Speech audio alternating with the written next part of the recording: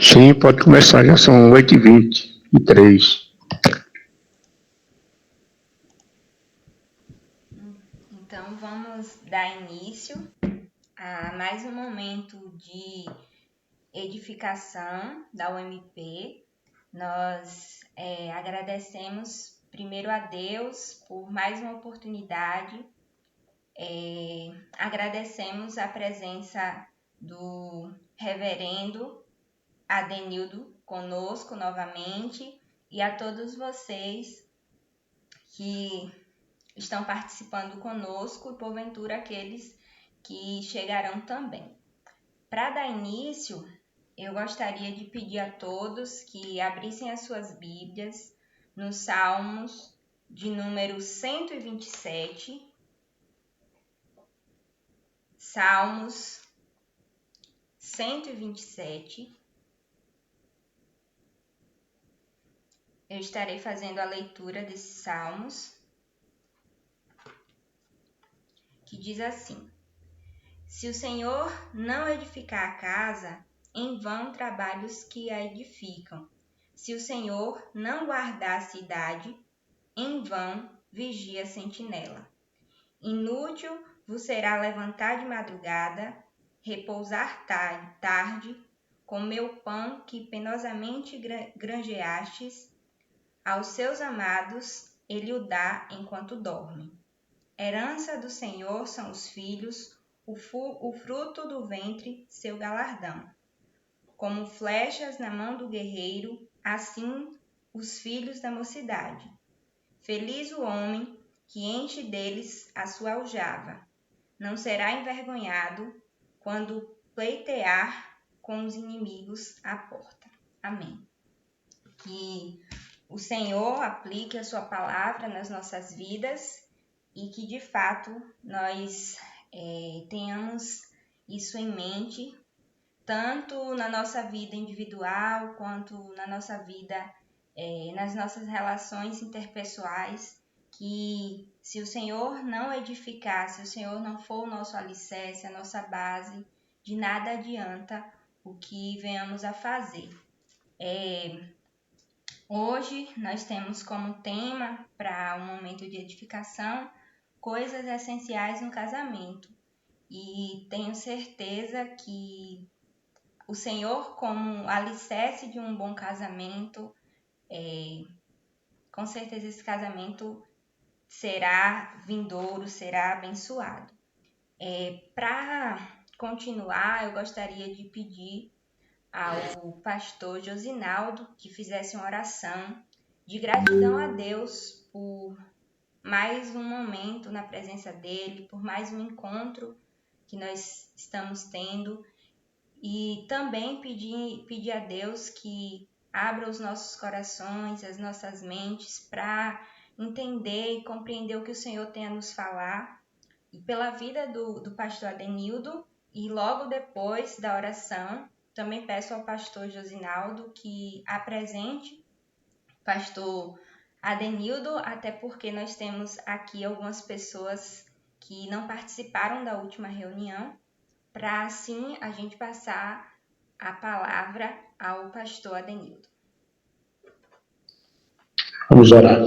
Senhor, muito obrigado por mais um encontro, por esta juventude, pelas pessoas que nos acompanham, os adultos, que este tempo seja um tempo abençoador e o que vamos ouvir aqui seja de proveito para as nossas vidas, de edificação, que a tua palavra venha adentrar o nosso coração e realizar, ó Deus, aquilo que é próprio da mesma, que são as transformações e o modo de agir segundo aquilo que o Senhor determina para cada um de nós. Abençoa cada pessoa que está nesse momento conosco, que o Senhor considere a necessidade interior de cada um, e por tudo nós queremos agradecer, não só pela oportunidade, mas por por cada pessoa que aqui se encontra, pela vida do reverendo Adenildo, que a boa mão do Senhor continue sustentando o seu servo, iluminando a sua mente, instruindo para que ele possa instruir outros, de maneira que o seu ministério seja cumprido com fidelidade e abençoe vidas por onde for, como tem abençoado esse grupo que tem participado desses dias. Nós pedimos que o Senhor nos auxilie com a sua graça, com o perdão dos nossos pecados e nos dê entendimento em tudo que vamos ouvir aqui nesta noite, em nome de Jesus. Amém. Bom, alguns já tiveram esse contato, né? Terça-feira passada, reverendo Adenildo é uma pessoa da nossa relação, né? E temos uma ótima relação como amigos, colegas de ministério. Convivi com o reverendo há alguns anos, na região de João Dourado, trabalhando numa igreja de uma comunidade chamada Conquista, e ele, da igreja presbiteriana da Gameleira, ambos município de João Dourado, né? E temos uma relação muito boa de estar nas oportunidades propícias na companhia dessa família abençoada. Nossa alegria em revê-lo, e é sempre bom quando a gente pode estar junto, né? Desfrutando da relação, dessa amizade, não só da minha parte, como também da parte de Nilda e dos meninos. Temos um afeto muito grande pela pessoa do reverendo Adenildo e pela sua família. São pessoas amadas nossas. E está em Gameleira já há alguns anos, muito mais anos do que eu aqui em Miguel Calmon, e Deus tem abençoado grandemente o seu trabalho ali em Gameleira. E nós damos boas-vindas mais uma vez, como já até o fizemos, né? Damos boas-vindas também para alguns irmãos que não estiveram no último encontro. Arlene Castro, seja bem-vinda, Deus abençoe. Né? Joanes Paulo, Diácono Joanes, Deus abençoe. Gal acho que estava, né, Gal, na outra, né? Aí, muito bem. Então, todos os demais que eu não estou conseguindo ver aqui, né, que a tela não aparece todo mundo, queremos dar boas-vindas. Você que já esteve conosco terça-feira e você que veio hoje. O desejo do nosso coração, através dessa iniciativa da Mocidade, é que a sua vida seja abençoada. E nós temos buscado, né, promover o melhor que nós podemos não só para a Mocidade, mas abrindo para outras pessoas que desejam aprender com a Mocidade nesse tempo agora. Deus abençoe, reverendo, seja bem-vindo. Obrigado, pastor. Obrigado mais uma vez pelas palavras. Obrigado à Mocidade por mais um convite. E semana passada nós tratamos, né, da questão do divórcio. Pegamos um texto relacionado à Sansão e foi abordado mais algumas coisas que podem levar ao divórcio, e hoje nós vamos tratar daquilo que seria o contrário, que o que é que faz com que pode ajudar o casamento permanecer, e nós colocamos como coisas essenciais do casamento ou ao casamento. E eu quero pegar como base a vida de Isaac e Rebeca. Eu quero convidar para que nós possamos abrir as nossas Bíblias em Gênesis 24, 67. Gênesis 24, 67.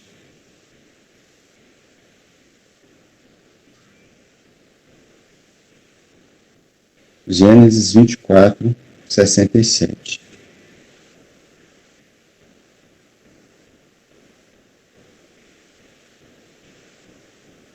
Diz assim a palavra de Deus. Isaac conduziu a Rebeca até a tenda de Sara, mãe dele, e tomou a Rebeca, e essa lhe foi por mulher. Ele a amou. Assim foi Isaac consolado depois da morte de sua mãe. Este capítulo e esse versículo dá-se a consumação de tudo que foi preparado ou conduzido para o casamento ali de Isaac e Rebeca. Eu quero colocar algumas coisas baseadas nesse casal, mas antes da gente entrar naquilo que é essencial, que a gente precisa ter em mente que não existe um relacionamento depois do pecado sem problemas, sem enfrentar dificuldades. Então, tanto no relacionamento conjugal, como eclesiástico, como no trabalho, a gente entende de uma forma muito clara que os problemas, eles vão existir, os problemas vão surgir. E, assim, antes, até mesmo como introdução, nós podemos dizer que os problemas, eles são necessários. É fruto com o pecado, acho que são o pecado não existiria e nós viveríamos uma outra realidade, mas por causa do pecado ele existe e dentre muitas coisas nós podemos colocar, serve para o autoconhecimento, conhecimento do outro, para lapidação, isso também se dá no casamento. Mas vamos lá tratar daquilo que é essencial no casamento. Esse capítulo é um capítulo muito conhecido. Rebeca, já insatisfeita com o casamento do seu outro filho, e aí ela, ela manda, assim, outro filho, no caso, não, Abraão, já estou confundindo aqui, Jacó e Esaú, mas aqui Abraão, ele manda o seu servo buscar uma mulher para Isaac. E o interessante, o verso 1 ao verso 4, que diz assim: era Abraão já idoso, bem avançado em anos, e o Senhor em tudo havia abençoado. Disse Abraão ao seu mais antigo servo da casa, que governava tudo que eu possuía: põe a mão por baixo da minha coxa, para que eu te faça jurar pelo Senhor, Deus do céu e da terra, que não tomarás esposa para meu filho das filhas dos cananeus, entre os quais habito, mas irás à minha parentela, e daí tomarás esposa para Isaque, meu filho. O primeiro ponto, ele acaba sendo um contraste do primeiro ponto da semana passada. Semana passada nós vimos Sansão procurando alguém que não era da sua linhagem. E aqui nós vemos Abraão com a preocupação para que o seu servo fosse até a sua parentela e ali ele procurasse alguém que fosse da mesma família, da mesma linhagem de Abraão. E a gente, sendo muito transparente aqui com o texto, nós não vamos entender que essa linhagem aqui se tratava de uma linhagem espiritual. Porque nós vemos também no caso de Jacó, Lia e Raquel, que quando Jacó volta com a sua família, Raquel traz um ídolo lá, traz uma imagem. Então, a linhagem aqui era uma linhagem muito mais de sangue, mas era um princípio, e nós vemos esse princípio aqui, essa preocupação, porque mesmo, talvez não tendo a linhagem espiritual, o comportamento, talvez, da linhagem de Abraão, de onde ele tinha saído, talvez fosse um comportamento melhor do que o comportamento das cananeias, aonde ele habitava. Mas quando nós partimos para o Novo Testamento, nós vemos principalmente o apóstolo Paulo abordando essa questão da necessidade do mesmo jugo, o jugo igual. E o que é essencial no casamento? É ter o mesmo Deus, a mesma fé, o mesmo Senhor. E quando eu falo que isso é essencial e que é abençoador no casamento, porque é comungar da mesma fé, é andar pelos mesmos caminhos, frequentar os mesmos ambientes, os mesmos lugares. O julgo desigual não é ruim apenas para o crente, mas o julgo desigual também é ruim para o descrente. Porque enquanto a mulher, por exemplo, está na igreja, há uma preocupação de onde o marido está. E o marido, aonde ele estiver, por exemplo, em um bar ou em algum ambiente dessa forma, muitas vezes ele enxerga lá os seus amigos com as suas esposas, namoradas, mas ele sempre está só. Vulnerável, tornando vulnerável para adultério, e a mulher, muitas vezes, tem na sua mente dificuldade de cultuar a Deus sem saber aonde o esposo se encontra. Mas quando caminham tendo o mesmo Deus, frequentam os mesmos ambientes, tendo os mesmos costumes nos lares ou no lar, eu creio que é uma bênção. Imagine a convivência com desejos musicais diferentes, com conversas diferentes, acessos diferentes na internet, linguajar diferente, mas o lar, o doce lar, o amável lar, em que há o mesmo Deus, os mesmos costumes, eu acho que se tornam bênção no casamento. Para quem já desfruta de um casamento no mesmo jugo, sabe o quanto isso é abençoador. Para quem não desfruta, sabe o quanto isso é atormentador. E para aqueles que estão caminhando para o casamento, o nosso primeiro conselho é: busque alguém que seja da mesma linhagem. Isso não significa que seja dentro da igreja como um todo, porque tem muitas pessoas dentro da igreja que não são convertidas. Quando se fala em julgo desigual, não é apenas uma questão estar no mundo ou frequentar ou estar na igreja, porque tem muitas famílias, muitas vezes até professas, que a gente vê um relacionamento misto. E o que eu quero colocar como primeira bênção do casamento, como essencial, é ter a mesma linhagem. Aí eu queria abrir, como a semana passada, para saber se tem alguma observação, algum comentário, alguma experiência a ser compartilhada. Fica aberta aí para que os irmãos possam, assim, opinar. Algum comentário, reverendo? Ou os irmãos sobre a mesma linhagem? Sempre que fala desse tema, o senhor falou aí sobre uma coisa muito importante, que às vezes não é só o fato de estar na igreja, né?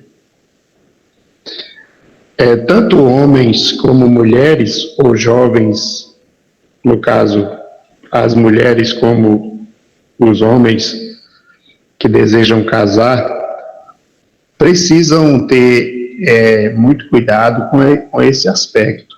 Eu vou contar um exemplo.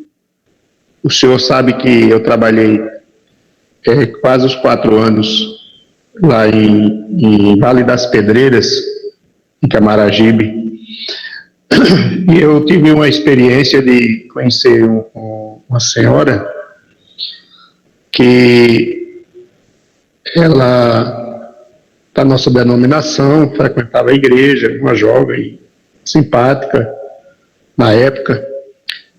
Aí um rapaz se interessou por ela. Ele não era da igreja, mas antes de começar a namorar, ele foi para a igreja. Ele foi para a igreja e começou a frequentar a igreja. E a mãe dela, crente também, sempre instruía ela para ela ter cuidado com relação àquele namoro.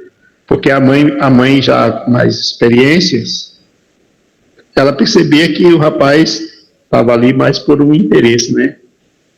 Mas ela dava um voto de confiança e ficava dizendo: não, mãe, ele está convertido, inclusive vai professar a fé.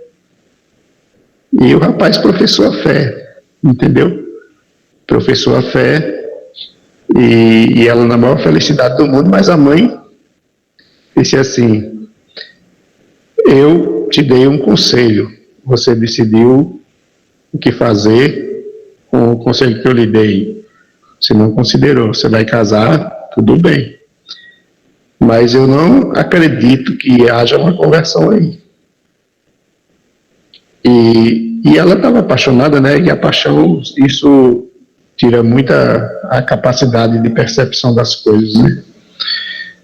Resumindo, ela casou, aí foi para a lua de mel, voltou. Quando voltou, acho que foi na quinta-feira, aí no domingo ela acordou cedo para preparar o almoço, passar a roupa. Quando ela levantou, que ela estava passando a roupa, ele deitado, ele fez uma pergunta a ela: para onde você está pensando que vai? Aí ela, toda feliz: oi, meu amor, você esqueceu que hoje é domingo? Nós vamos para a igreja. Aí ele, deitado lá, disse: você não vai para lugar nenhum. Não vai para lugar nenhum. Aí ela achou que ele estava brincando e levou na graça, mas ele teve que falar de uma forma mais contundente para ela perceber que ele estava falando sério. E depois, esse casamento se tornou um problema muito sério, ao ponto de ele um dia correr atrás dela para bater nela, porque ele chegou em casa e ela estava na igreja. Então, assim, tem que ter muito cuidado, porque não é só o fato de estar na igreja ou ser membro da igreja, entendeu? Tem muito isso. Eu às vezes observo, acho que o senhor também deve ter essa experiência. Às vezes aparecem pessoas na igreja que nem disfarçar, às vezes a pessoa sabe. Você já percebe que ela está ali com alguma intenção. Está de olho em alguém, né, conheceu na rua ou na escola, se interessou, aí a menina às vezes deu uma segurada, aí ele, para se aproximar, ele vem para a igreja. E daí o laço muitas vezes galga êxito, né? E o problema depois. É isso. Mais alguém? Eu acredito, pastor, que mesmo dentro da igreja, mesmo sem ser caso extremo, como o senhor colocou, às vezes até frequentando a igreja, mas existem casamentos com julgo desigual. Porque a espiritualidade, por mais que seja uma coisa subjetiva, ela precisa ser demonstrada na prática. E tem muitos membros que só frequentam a igreja, só pega a Bíblia para ir para a igreja, só ora ou quando está na igreja, e tem uma vida sem uma espiritualidade no dia a dia. Não deixa de ser um julgo desigual, porque muitos aprenderam ou frequentam a igreja, somente na questão do interior, muitas vezes por falta de opção, por amizades, mas que nunca foram convertidos. Então, a primeira bênção, a primeira coisa essencial no casamento é pedir a Deus para que seja da mesma linhagem. E para que Deus converta, como as mães têm orado pela conversão dos filhos, e possamos também estar orando pela conversão daqueles que ainda não são convertidos e, de certa forma, trazem problemas ao casamento.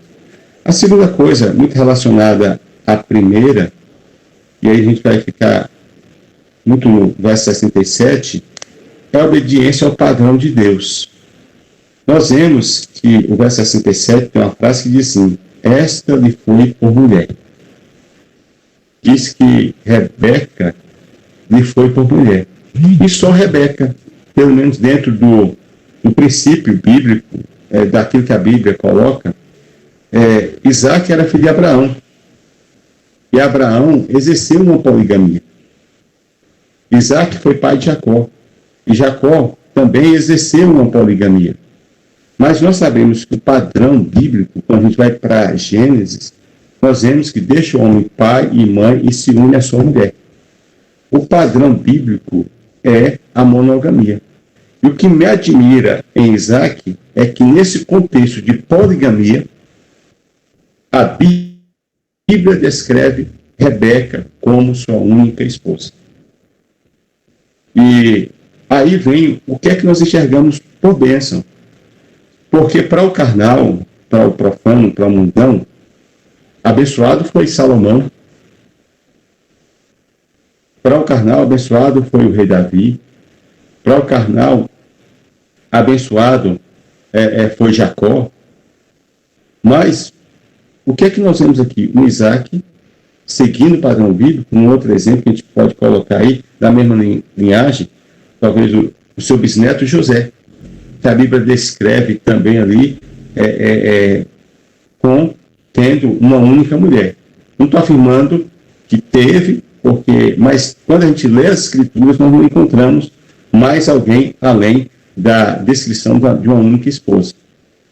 E nós vemos que a poligamia estava muito relacionada com os cargos que as pessoas exerciam, mas a poligamia estava também ligada muito ao patrimônio, àquilo que a pessoa possuía. A pessoa partia para a poligamia porque tinha condições de sustentar mais de uma mulher. Mas nós vemos aqui que tanto Isaac tinha condições como o próprio José. Mas eles exercem a monogamia, padrão de Deus. Padrão de Deus.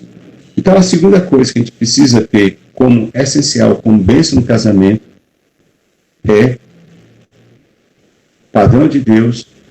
E o padrão de Deus nos dias de hoje, em que existe tanto assim essa pressão no fundo em cima da igreja, é homem, mulher. Um homem e uma mulher formando o casal, dando início à família. E é esse padrão que Deus estabeleceu, e é esse padrão que a gente vê em Isaac, e esse padrão que a gente tem que lutar contra. Não existe, apesar de alguns aí já com leis para liberar um casamento utilizando a poligamia no Brasil, mas se não existe um aborto liberado, existe o aborto clandestino. E se não existe uma poligamia liberada, existe uma poligamia clandestina. E o problema é que uma coisa chama a outra. Sendo na mesma linhagem, é uma luta. Não é que não há um desejo, não é que não olhe para outras mulheres ou para outros homens, mas há uma luta. Mas dentro de um casamento que não seja da mesma linhagem, o risco é maior. E aí nós vemos hoje tantas mulheres sofrendo como consequência de saber que o esposo tem um amante, e aí está na igreja, e aí muitas vezes filhos em um outro relacionamento, e algo também muito grave. Muitas mulheres que contraíram doenças venéreas, inclusive HIV, por causa de uma prostituição, um adultério dos nossos dias. Então, a segunda coisa que me admira em Isaac, que nós devemos lutar, é a obediência ao padrão de Deus. O pai era polígamo.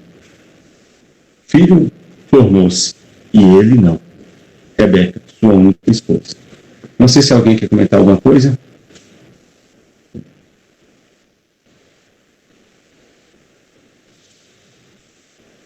Vamos lá. Terceira coisa. Se a gente voltar no verso 63, quando nós vemos esse encontro, quando Rebeca chega, Isaac estava vindo de um local. E diz que saíra a meditar no campo. Quando a gente chega, ou quando a gente olha o capítulo 25, verso 21, fala de Isaac orando por sua esposa, que era Esther. A terceira coisa essencial no casamento é a espiritualidade.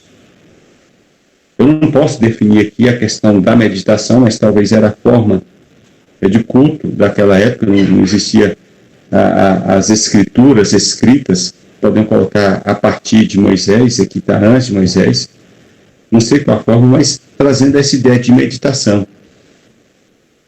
Não sei se contemplando Deus pela natureza, não posso afirmar, mas aqui nós vemos um homem que meditava e um homem que orava.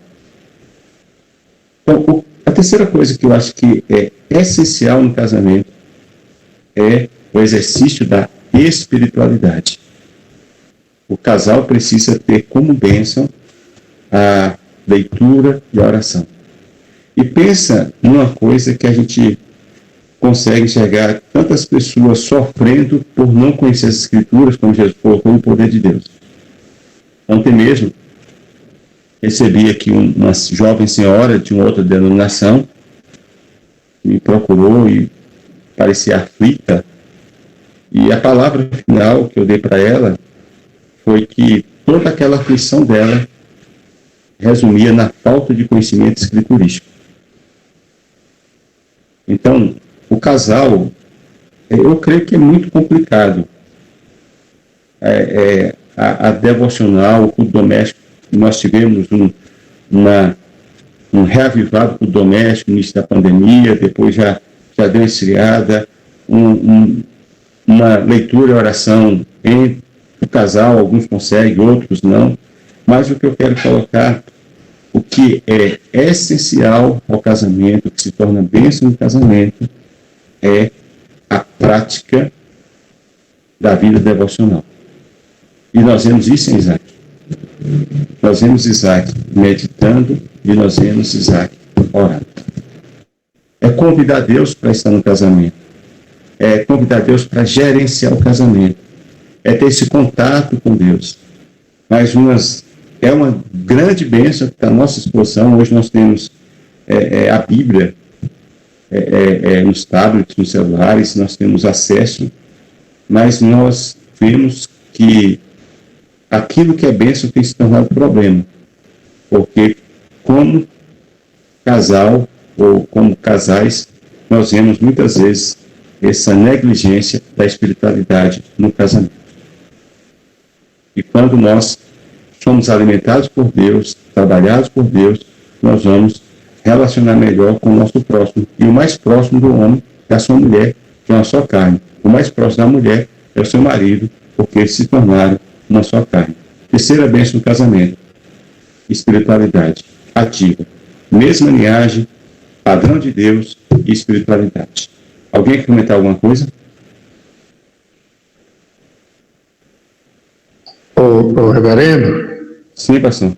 Esse ponto, ele é bem interessante, e eu gostaria de dar uma dica, não sei quem dos casais aí que estão namorando, ou fica a dica para os que estão namorando e para quem vai namorar, né? Que uma coisa importante é orar junto desde quando se conhece, né? Alguns fazem de forma correta quando acontece de surgir algum interesse, né? Ou alguma expectativa de namoro, combinam e vão orar cada um na sua para sentir se vai dar, se é isso mesmo que Deus quer e tal, né? Aí alguns chegam à conclusão que não é isso que devia ser, que deve ser, cada um fica na sua, continua a amizade de boa. Mais uma vez, começando o namoro, fica a dica para terem algo pré-definido, pré-estabelecido, para ser exercitado, tanto juntos como quando estiverem separados, em um momento específico, um horário que seja determinado, para que naquele momento ambos estejam orando por esse projeto, porque nisso aí vai ser o entendimento, vai dar o entendimento daquilo que Deus tem, daquilo que Deus quer, né? Porque muitas vezes, quando acaba o namoro, estabelece-se uma inimizade, né? E a inimizade já se constitui uma reprovação para um casal que professa a fé em Jesus, né? E quando tem essa prática em evidência, tendo que deixar ou parar o namoro, se faz dentro de um entendimento com maturidade, entendendo que não é o propósito de Deus, e às vezes a amizade fica até muito mais sólida, né? Muito mais firme, confiável, do que quando não era namorado, porque a decisão de romper, quando acontece, por esse entendimento, é muito diferente quando se rompe esse vínculo por uma dissensão, por um motivo ou outro, né, que só gera confusão e inimizade.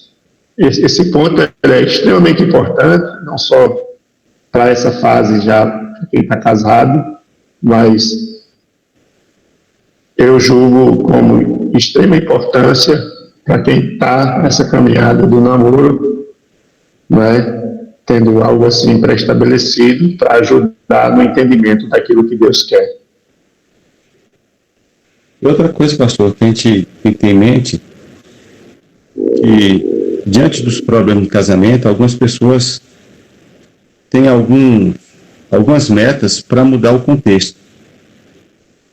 Nós vemos na vida ali de Lia com Abraão, ela muitas vezes achando que os filhos iriam fazer com que Abraão amasse e tratasse ela de forma diferente. Mas o que a gente tem que ter em mente, que muda é Deus. E nós somos mudados nesse relacionamento para com Ele, um relacionamento correto, relacionamento que se dá através da palavra e da oração. E da mesma forma como num julgo desigual alguém fala assim, eu namoro com fulano ou fulano, mas ele bebe, mas com casar vai deixar de beber. Ele fuma, mas vai deixar de fumar. Ele é mulherengo, mas ele vai deixar de ser. Da mesma forma que o casamento não muda, a falta de exercício da vida devocional, se alguém está namorando com alguém que não tem vida devocional, não adianta com esse discurso. Como é que você está lendo? Chega para ser recebido pela igreja. Tem lido a Bíblia? Não, mas quando eu for recebido, eu vou passar a ler. Você dizima? Não, mas quando passar a ser membro da igreja, eu vou dizimar. Então, não cumpre a palavra como se alguém não tem espiritualidade, vida devocional antes do casamento, dificilmente vai ter a partir do casamento. Então, e a outra coisa é que a gente tem que, muitas vezes, caminhar com as próprias pernas ou caminhar sozinhos. Porque muitas vezes vem um desincentivo, porque é aquela convivência a dois. E tanto nós podemos ser motivados vendo alguém, mas muitas vezes nós podemos ser desmotivados. Nós vemos pessoas que tinham uma vida devocional que deixa de ter depois do casamento por causa da convivência com alguém que não tem essa vida devocional. Então, eu creio que uma das necessidades, uma das grandes bênçãos é essa espiritualidade no casamento. E a gente precisa colocar em prática, não a partir de hoje, mas desde ontem, já está em prática, né, no casamento. Mais algum comentário? Meus amados, em quarto lugar, o verso 67 do capítulo 24 tem uma frase que eu quero usar ela em dois sentidos. Primeiro, em quarto lugar, a frase é: Ele a amou. Se você olhar aí, nós vamos ver que a frase é: Ele a amou. Diz que Isaac amou a Rebeca. E o que é que nós vemos aqui? Isaac não conhecia a Rebeca. E diz que tem todo aquele ritual, que a gente lê o capítulo, e Rebeca tem aquela questão, que é aquele, ela se cobre com o véu, aí há aquele primeiro momento, e aí o que é que acontece? Isaac leva Rebeca para a sua tenda, e aí diz que ele amou. Nós vamos usar o outro sentido, o outro ponto, que é o ponto final que eu anotei aqui. Mas o que nós vemos entre os orientais, o que nós vemos até entre os ciganos no Brasil, é essa predisposição em amar, o investimento em amar. Ele amou. Então, essa questão, eu vou amar. Nós vivemos numa democracia plena hoje. Os filhos não mais têm aquela imposição dos pais, a escolha dos pais, como tem com os ciganos até hoje, mas aqui não foi uma escolha de Isaac. Isaac não teve nenhum privilégio de ir à sua parentela. Foi uma decisão de Abraão, foi o servo de Abraão que foi o servo de Abraão que fez todo acordo. Essa mulher vai para uma terra distante que não conhecia, conviver com alguém que, por mais que fosse um parentesco, no nosso contexto parece ter uma loucura, mas nós vemos que essa mulher sai predisposta a amar, a conviver com o seu futuro marido. E esse homem a recebe e fala assim, eu vou amar. Então, nós somos hoje muito descartáveis. E não há esse investimento. Eu vou aprender a amar. Amor é muito mais do que o sentimento. Amor é muito mais daquela questão, falar é importante, as mulheres gostam de ouvir. Mas o amor é exercício. E falar, e quando se casa, vocês sabem, os casados que não sabem, muitas vezes aí as coisas erradas começam a aparecer, os maus hábitos, os maus costumes, e aí começa a aparecer. Mas assim, eu vou aprender a amar o meu esposo, a minha esposa, independente dos seus erros, independente das suas falhas, eu vou amar. É algo que a gente precisa. O amor acabou. Eu não amo como antes. A paixão esfriou. E aí não há esse investimento em pagar do preço. Nós preferimos pessoas desistir pelo caminho, descartar do que pagar um preço. E acho que a grande bênção é falar assim, eu vou amar. Eu amo, e quem está casado há mais tempo, o reverendo, acho que já, não sei se é 27, 28 anos, não sei se de casamento, 34. 20? Quantos? 34. 34. Eu já passei dos 20, mas a conclusão que a gente tem hoje é que a gente não amava. A gente podia... ou que o amor hoje é maior do que no dia do casamento ou na lua de mel.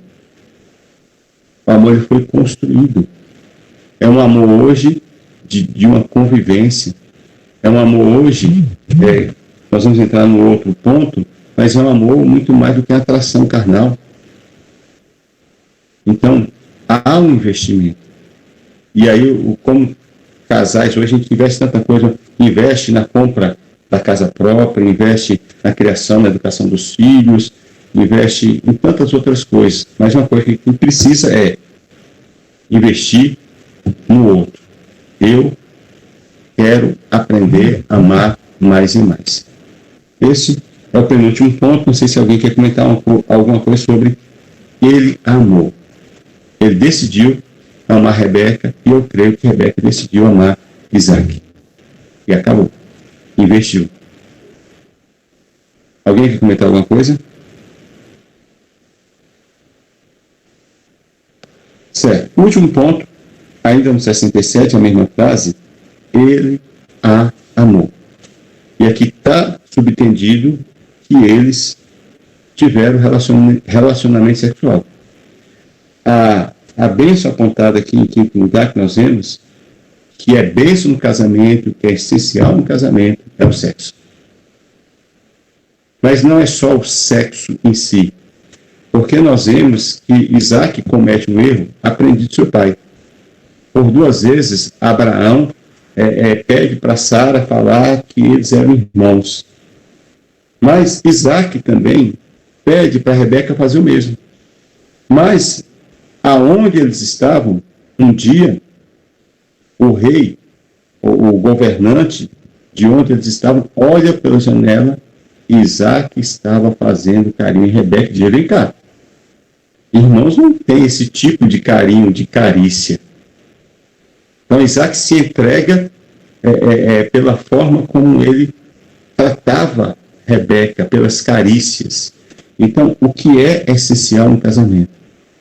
O sexo. O que é bênção no casamento? O sexo. Mas, quando nós olhamos para Isaac, não é um sexo, talvez, ali, apenas do contato, da penetração, carinho, afeto. E talvez as mulheres, elas necessitam, pela própria estrutura, muito mais do que o homem. Os homens precisam aprender a tratar melhor as suas esposas. Mas o que é essencial no casamento é sexo. E não existe essa questão de limites em termos de quantidade. Depende do organismo, da convivência de cada um.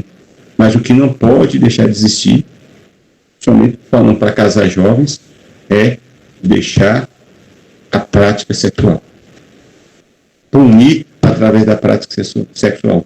E quem convive com um casamento com o esposo, com a esposa, com possibilidade de fidelidade, alimente. Eu me lembro que eu estava um dia na classe Catecúmenos, não sei qual foi o assunto que foi tratado, uma jovem senhora falou que recebeu um conselho um dia de uma senhora, assim: minha filha, alimente seu marido muito bem toda quinta-feira. Ela ficou no primeiro momento sem entender, depois entendeu, assim: ó, seu marido é descrente, sexta, sábado, domingo é dia dele ir para a rua, para a farra. Então alimente bem o seu marido quinta-feira, para que se ele sair sexta-feira, ele não saia com fome. Ele não vai sair tão vulnerável. Então, o último ponto que eu quero colocar aqui, para aqueles que já são casados, é fundamental a prática constante. E nós vemos na Bíblia, para não ter interrupção da prática sexual, se for com muito consentimento ali, para por pouco tempo ter um jejum sexual para dedicar a oração, mas volta à prática sexual para não ser tentado. Então, nós vivemos numa correria, numa agitação, mas falo para os casados e coloco para os solteiros como projeto, como Paulo diz, satisfaça o seu companheiro, satisfaça a sua companheira, mas é fundamental, é essencial, é uma das grandes bênçãos do casamento, o sexo. Então, vocês casaram não só para a prática sexual, mas vocês também casaram para exercer a prática sexual. Então, foi estabelecido por Deus, é bênção de Deus, é talvez o maior dos prazeres terrenos que nós podemos colocar, deixados por Deus, para que nós pudéssemos assim desfrutar. É necessário, é fundamental a prática sexual. E se entre casados tiver alguém aí querendo castigar um ao outro, vocês estão pecando contra Deus. É fundamental existir a prática sexual no casamento. Foram os 5 pontos que eu olhei aqui, baseados na vida de Isaac. Não sei se agora alguém quer falar alguma coisa antes da gente ler o último versículo aqui como conclusão. Vereador, eu não sei se caberia, mas quando o senhor fala da relação sexual, acho que seria importante o senhor fazer algum comentário ou algum complemento com relação à necessidade do conhecimento básico para essa área. A gente sabe que existe uma deficiência começando nas famílias e segundo a igreja, né? Que muitas vezes, por causa do tabu, às vezes não há um relacionamento de abertura dos pais para falar abertamente, orientar os filhos para essa entrada no casamento e, de modo especial, lidar com essa área, né? Então, a igreja também não tem essa prática de preparar os jovens para entrarem no casamento com um conhecimento básico, né? A princípio, eu acredito que o senhor poderia dizer alguma coisa, apenas adiantar que existe hoje muitas oportunidades de aprendizado, né? O grande problema é aprender distorcidamente, né? Então, o que o senhor poderia dizer de orientação nesse aspecto? Reverendo, o que eu posso colocar para os jovens, primeiro, assim, dentro do padrão bíblico, lutar contra tudo aquilo que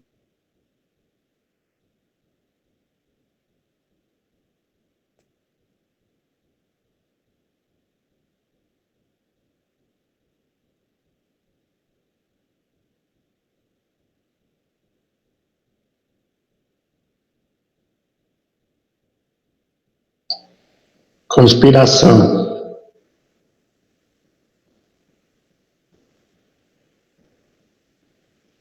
Travou lá, viu, gente? Uma coisa importante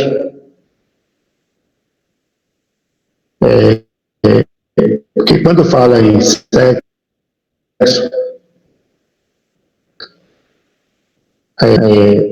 de como lidar com isso, né? De como desenvolver essa área na relação conjugal. Seria interessante para os jovens casais e para os futuros, quando eu digo jovens casais, os que já estão casados, e os futuros que vão entrar no casamento, terem um pouco de curiosidade,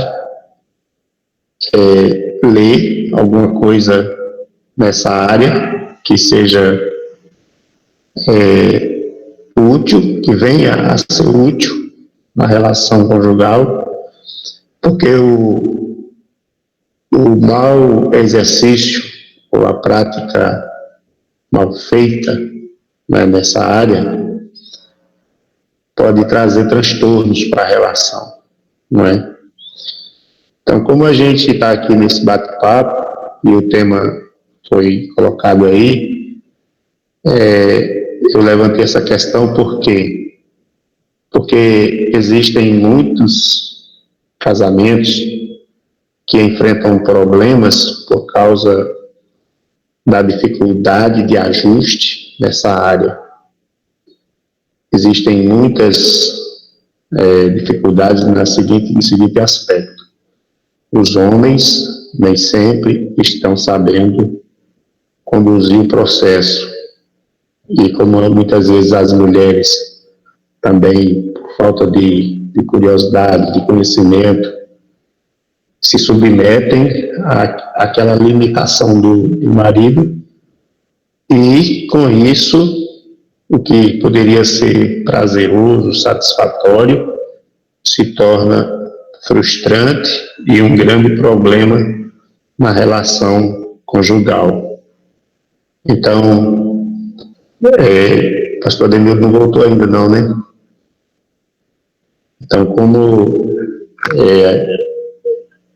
ele falou que é um aspecto muito importante no casamento, E é tão importante que é preciso ser bem desenvolvida essa área, ser bem feita, vamos usar essa expressão, para que isso cada dia mais possa promover a alegria, né, do casamento, possa promover as expectativas positivas a cada dia que passa, para cada oportunidade que vem, para que um esteja satisfazendo o outro, de maneira que essa área, ao ser bem desenvolvida, ela aumente cada dia mais a vontade de estar perto, né?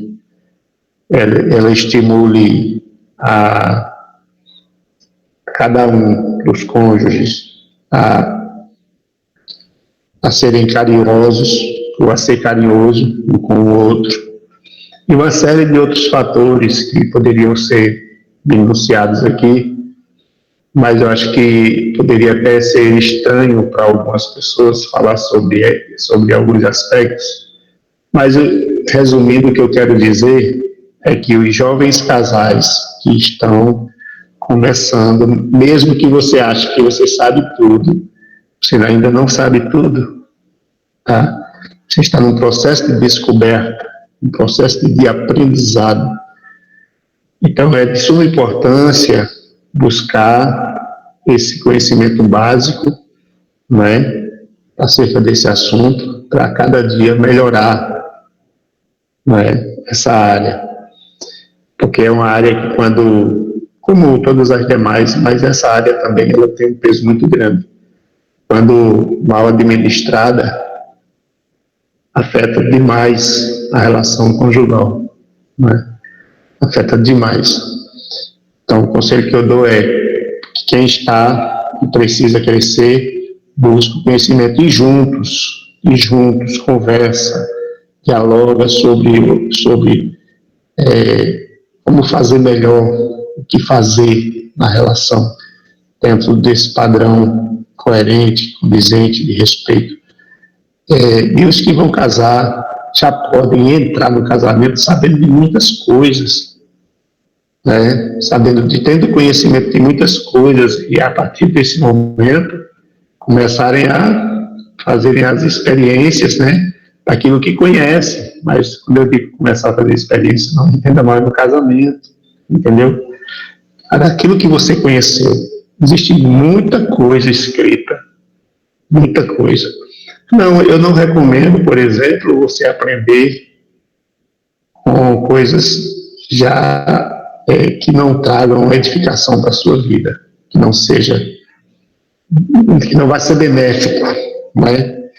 Com coisas, vou usar aqui um termo, não aprenda através da pornografia, certo?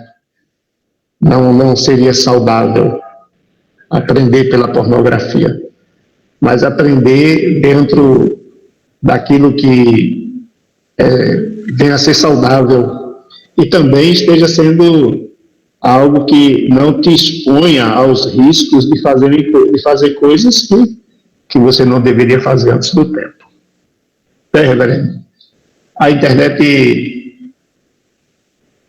boicotou, né, sua fala. Nossa, caiu aqui, mas acho que o senhor deve ter concluído aí com excelência. Eu falei algumas coisas aqui, mas o senhor pode fazer a sua apreciação. Sim, pastor. O que o senhor estava colocando aí, acho que eu peguei no final a questão da pornografia. Existe, assim, muitos meios hoje que falam sobre sexo. Eu acho que é um dos assuntos mais acessados. E só que eu acho que precisa ser tratado com seriedade.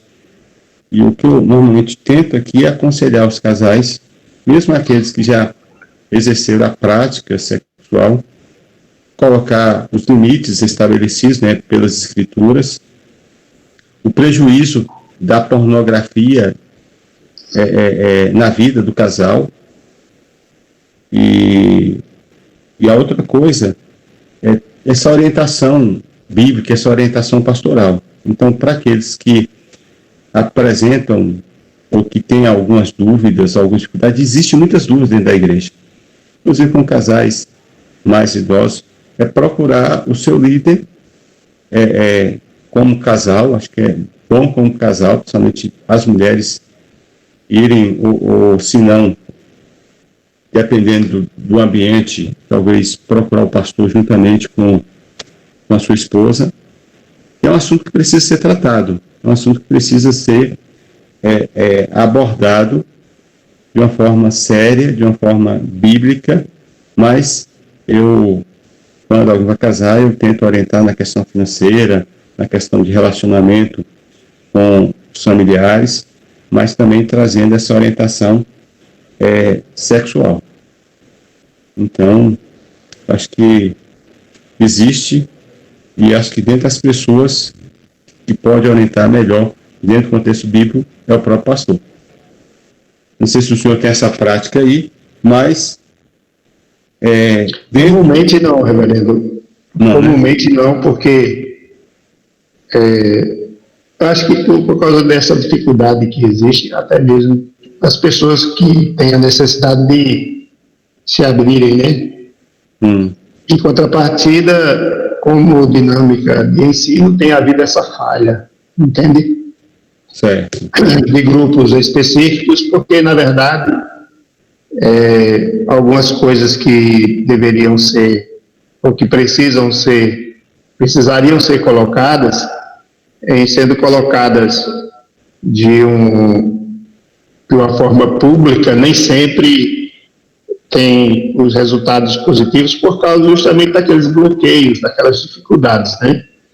Mas eu penso que, como o senhor está falando aí, o jovem, o membro da igreja, ele não precisa ter esse medo, esse receio de, em precisando, procurar sua liderança, você está entendendo? Em precisando, não tem que ter receio, porque é bom saber que todos nós temos limitações e nós podemos aprender uns com os outros. Quando a gente casa, a gente não sabe muita coisa, principalmente nessa área. Se não estudou antes sobre o tema, se não teve vida, vamos dizer assim, vida devassa, porque muitas pessoas que entram no casamento já tiveram uma vida de experiências. E esse precisa reaprender, né, pastor? E também precisam reaprender. Então, assim, eu penso que, havendo a necessidade, tem que ter essa abertura, essa disposição para pedir ajuda.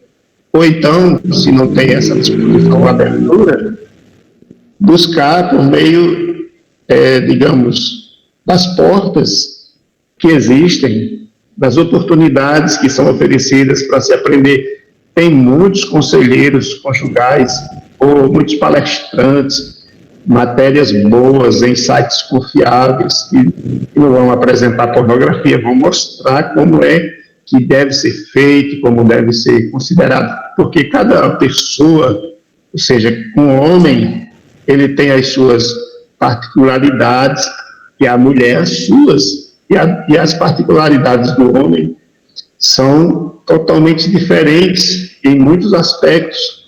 E às vezes a gente sabe disso, mas quando a gente vai para a realidade fica um abismo, entende? Essa questão, por exemplo, da satisfação, né? Nessa área.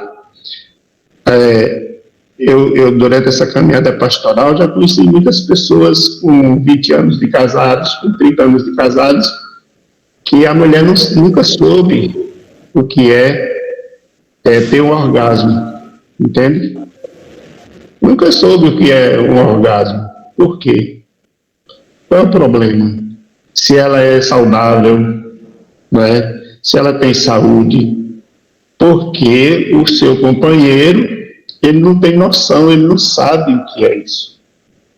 Porque se ele soubesse, se ele tivesse a sensibilidade com essa questão, ele ia se preocupar em dar à sua companheira, né, as condições para que ela pudesse usufruir do melhor desse aspecto, nessa área. Né? Ô pastor, assim, a gente precisa entender que eu costumo normalmente chamar o casal antes do casamento, e eu chamei um casal, até uma jovem, que eu nem ia celebrar o casamento, apenas filha de crente, casado com um rapaz também que não tinha ligação com a igreja, e eu chamei pela idade dela, bem novinha, chamei a mãe para vir junto, porque acho que é um assunto que pode ser abordado. E aí, quando eu dei algumas orientações, no final, a mãe, que era viúva, já estava no segundo relacionamento, a conclusão dela foi: eu já estou no meu segundo casamento e nunca recebi a orientação que a minha filha recebeu hoje. Uhum. E dentre as orientações que a gente tem que colocar, um outro prejuízo que precisa ser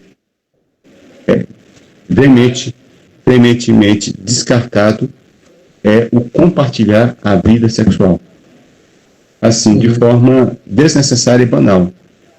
O que normalmente eu coloquei onde eu coloco é o seguinte: a gente orienta e, em caso de necessidades extremas, procure as pessoas certas no lugar certo e de forma correta. Mas um dos grandes prejuízos do casamento é esse compartilhar.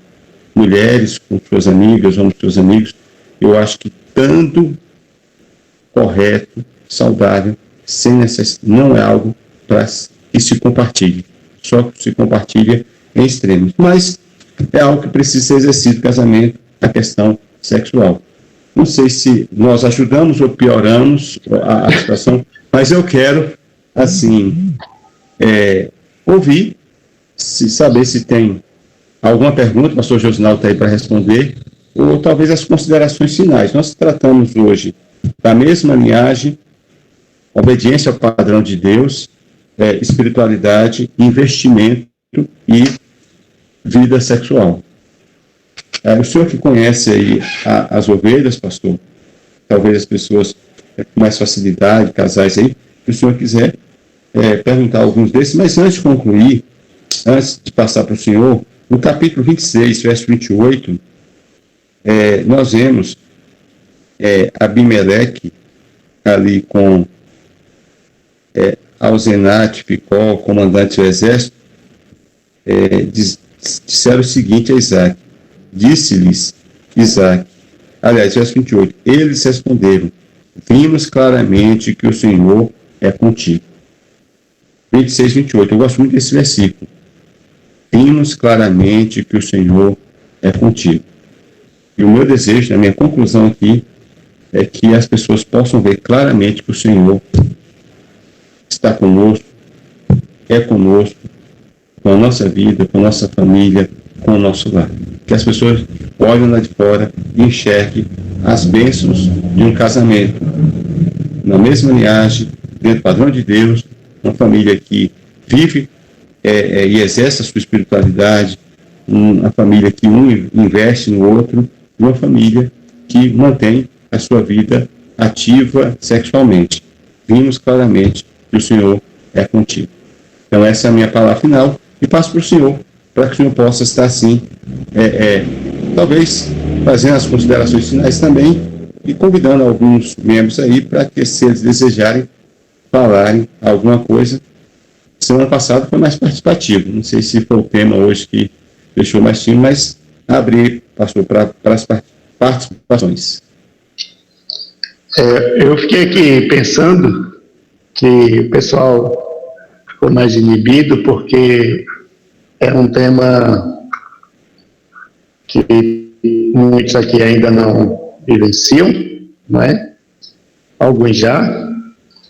E também acho que receio de falar de situações, né, que possam refletir uma experiência pessoal, né?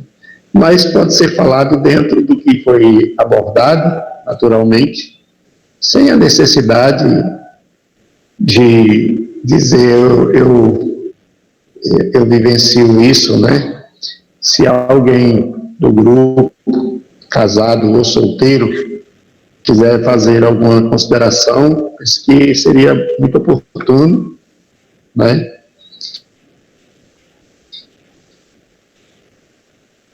E quem sabe até, assim, compartilhar algo que seja também positivo, que seja bom, porque tem os que estão querendo casar, né? Tem os que vão casar, mesmo que ainda não tenham namorado ou namorada, mas pretendem casar, e os que estão casados aí recentemente, né, também eles possam fazer compartilhar algo que seja bom nesse sentido. Eu penso que seria muito bem-vindo. Né, Raquel?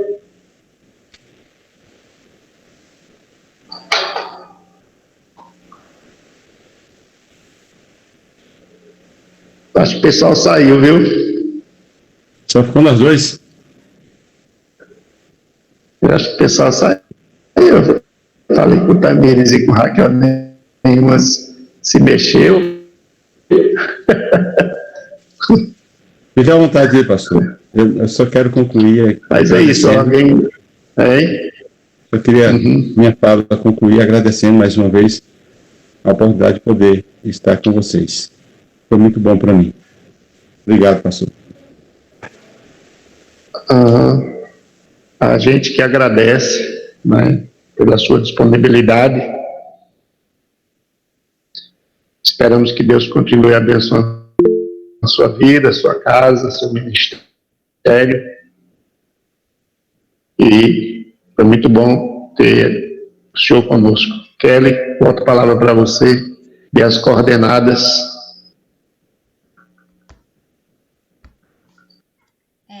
Faço minhas as palavras do pastor. Nós agradecemos mais uma vez ao pastor Adenildo por ter aceitado o convite e digo que foi bênção novamente. Eu, como solteira, só tenho que agradecer. São palavras e conselhos, né, abençoadores para quem está em um casamento e quem deseja também compartilhar desse momento. Para a gente finalizar, eu gostaria de pedir a Natan que fizesse uma oração ao Senhor agradecendo por mais esse encontro.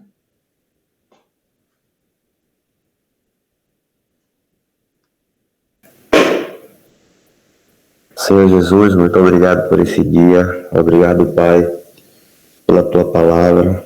Obrigado, Senhor Jesus, por todos esses conselhos que foram colocados aí pelo pastor Adenildo, todos esses pontos que são importantes para o crescimento de todos nós, jovens, casados, solteiros. Ó Senhor Jesus, fica com a vida de cada um que está aqui. Continue, ó Pai, trazendo a Tua palavra e Teus ensinamentos a todos nós, e que o crescimento da Tua mocidade, ó Pai, dos Teus jovens, ele continue a acontecer, e que cada um possa botar em prática, ó Pai, tudo que tem aprendido e tudo que tem sido falado nessas lives. Senhor Jesus, nos dá uma noite abençoada, nos dá um restante de semana sob a Tua orientação e os Teus cuidados. Em nome de Jesus, amém. Eu gostaria de avisar que a reunião, a live foi gravada e, como é feito, de costume, se alguém se opor, pode sinalizar e a gente não posta, e passar a palavra para alguém da diretoria, se tiver algum recado, algo a acrescentar. Boa noite, irmãos. Aos irmãos que não deu boa noite ainda. Agradecemos mais uma vez ao pastor Adenildo, né, pela palavra, por ter aceitado o nosso convite, estando conosco. Foi uma palavra realmente abençoadora, que nos instrui, né, que Deus possa fazer dar frutos, né. Terça-feira que vem, se Deus quiser, teremos estudo novamente, vamos alinhar com o pastor, se possível, no preletor, né? E é isso. Nós estamos vendo a possibilidade de retornarmos com as nossas programações presenciais, pelo menos algumas delas. Porém, nós ainda estamos nos organizando como diretoria para isso. É isso, agradecer ao pastor Josinaldo pela disposição também, estar conosco, agradecer a você que nos visita